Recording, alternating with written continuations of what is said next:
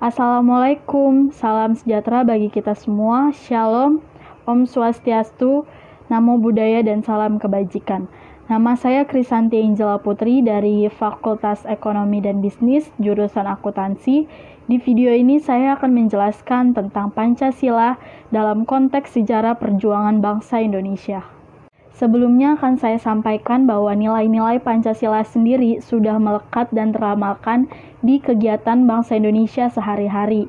Jadi, secara nyata dan objektif, Pancasila sendiri sudah dimiliki oleh bangsa Indonesia sebelum negara Republik Indonesia ini dibentuk.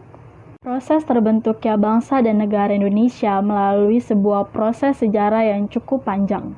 Dimulai dari Kerajaan Kutai pada 400 Masehi yang sudah menerapkan nilai ketuhanan dengan membangun 7 buah yupa keagamaan.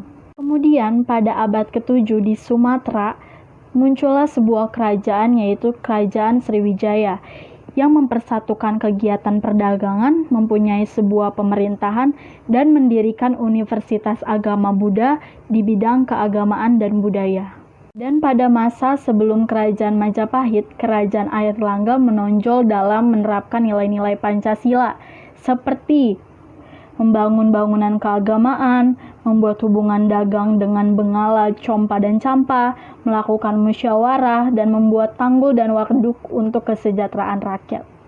Pada masa Kerajaan Majapahit sendiri, Pancasila direalisasikan karena agama Hindu dan Buddha yang hidup berdampingan secara damai.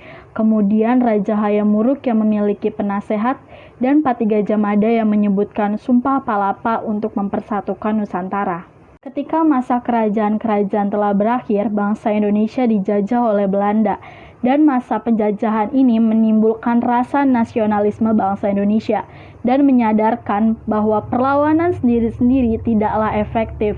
Harus ada persatuan dan kesatuan untuk melawan penjajah. Setelah itu masuklah Jepang ke Indonesia dengan menyebut diri mereka sebagai saudara tua Indonesia, yang kemudian dengan tipu muslihat mereka menjanjikan kemerdekaan Indonesia dengan dibentuknya sebuah badan yaitu BPUPKI, Badan Penyelidik Usaha-Usaha Persiapan Kemerdekaan Indonesia atau Dokuritsu Jumbi Chosakai. Kemudian BPUPKI pada sidang pertamanya membahas tentang dasar negara yang disampaikan oleh beberapa tokoh yaitu Mr. Muhammad Yamin, K.H. Wahid Hasyim, Mr. Supomo, dan Insinyur Soekarno.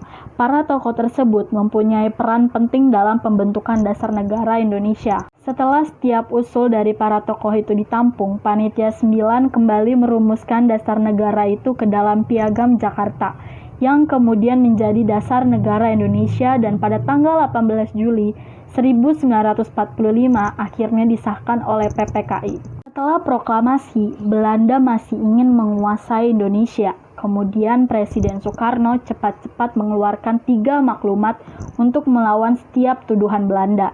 Namun karena ketiga maklumat ini, kondisi politik di Indonesia menjadi sangat tidak stabil karena pemerintah telah melakukan penyimpangan dari ideologi Pancasila. Kemudian untuk memulihkan kedaulatan bangsa Indonesia, dibentuklah RIS atau Republik Indonesia Serikat bersama Ratu Yulayana di Belanda.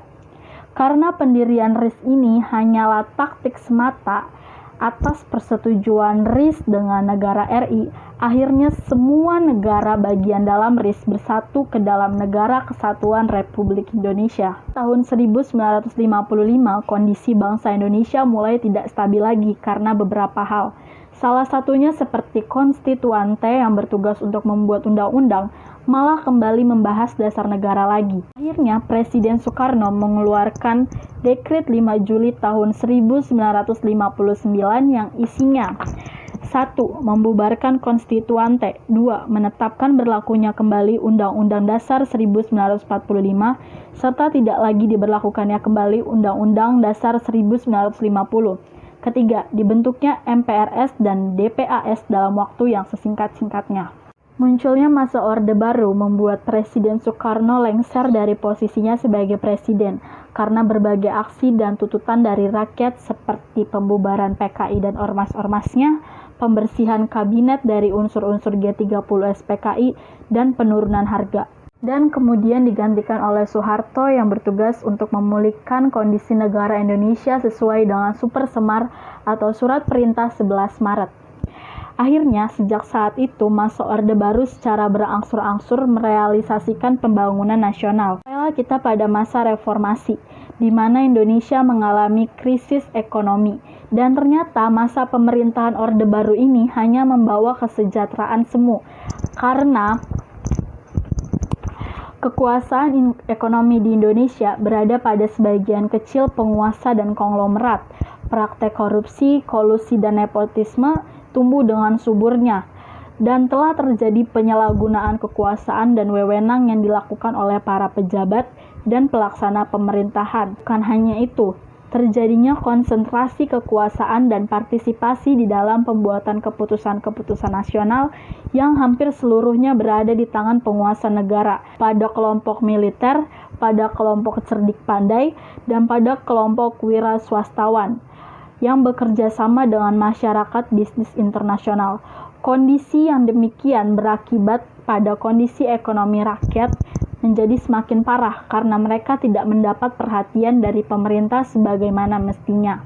Di sisi lain juga, rakyat banyak dikelabui dengan berbagai program yang mengatasnamakan rakyat, namun dalam realitanya hanya akan menguntungkan para elit ekonomi dan para pejabat semata. Sehingga Pancasila sebagai sumber dari segala sumber nilai dalam bernegara, sebagai dasar moral etik dalam elit pelaksana negara, hanya digunakan sebagai alat legitimasi politik dan untuk kepentingan pejabat-pejabat dan kroni-kroninya. Dan pada akhirnya Presiden Soeharto lengser dari jabatannya karena kuatnya tuntutan reformasi tersebut.